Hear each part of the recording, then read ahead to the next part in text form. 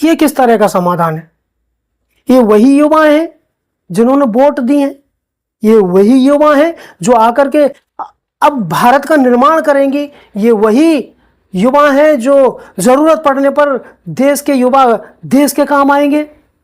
आपस में जो दोनों आमने सामने जो भाई खड़े हैं और एक दूसरे को मारने और पीटने पर उतारू हो गए हैं, मैं उनसे रिक्वेस्ट करने के लिए तहे दिल से ये गुजारिश कर रहा हूं कि प्लीज ऐसा मत करिए।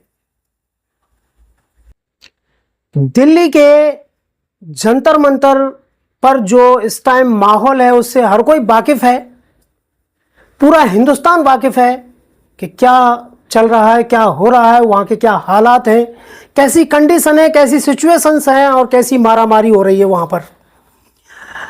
मैं एक बात कहना चाहता हूं, बस एक छोटी सी बात कहने के लिए मैंने ये वीडियो बनाई है और ये वीडियो शेयर कर दीजिए और उन तक पहुंचा दीजिए जरूर जिनको सख्त इस वीडियो की ज़रूरत है। और वो इसलिए कि जब हम लोग पढ़ते थे स्कूल में तो एक प्रतिज्ञा लेते थे कि भारत मेरा देश है, समस्त भारतीय मेरे भाई बहन हैं। इस तरह से होते हैं भाई बहन। ये थी वो प्रतिज्ञा जो किसी समय ली थी कि इस प्रतिज्ञा का मैं इस तरह से निर्वहन करूंगा। एक भाई दूसरे भाई को मार रहा है, एक बहन दूसरी बहन को मार रही है, पीट रहे हैं, डंडे बरसा रहे हैं, पत्थर बरसा रहे हैं। अरे मत करो यार।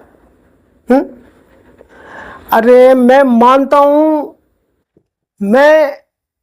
हूं ये बात कि स्टूडेंटों को अपना हक चाहिए, छात्रों को अपना हक चाहिए। आज के भारत में या आज के भारत के दौर में जहां महंगाई का दौर है, जहां गरीबी, भूखमरी, जहां पर बेरोजगारी, महंगाई, इन सब से युवा जूझ रहा है। किसान और मजदूर वर्ग के परिवार जो हैं वो इसे विकट समस्या समझ करके और विकट समस्या के रूप में इसको ले रहे हैं और किसी तरह से बड़ी मुश्किल से जीवन का निर्वहन कर रहे हैं और अपने बच्चों को पढ़ा रहे हैं। अब दोनों तरफ ही किसानों के और मजदूरों के ही बच्चे हैं। जिनकी नौकरी लग गई है वो भी वही हैं और जिनकी नौकरी नहीं लगी है, जो लगना चाहते हैं, जो कोशिश कर रहे हैं, जो मेहनत कर रहे हैं, वो भी उन्हीं के बच्चे हैं, मजदूरों के बच्चे हैं, किसान के बच्चे हैं। अब ऊपर से जो आदेश आता है उसकी पालना इस कदर की जाती है क्या?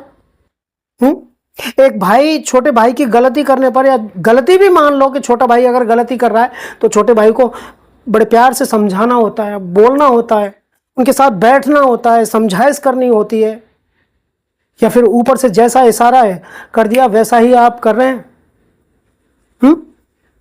इसका मतलब अपना माइंड बिल्कुल नहीं लगा रहे, अपना दिमाग बिल्कुल नहीं लगा रहे, अपनी सोच बिल्कुल नहीं लगा रहे, अपना विचार बिल्कुल नहीं लगा रहे।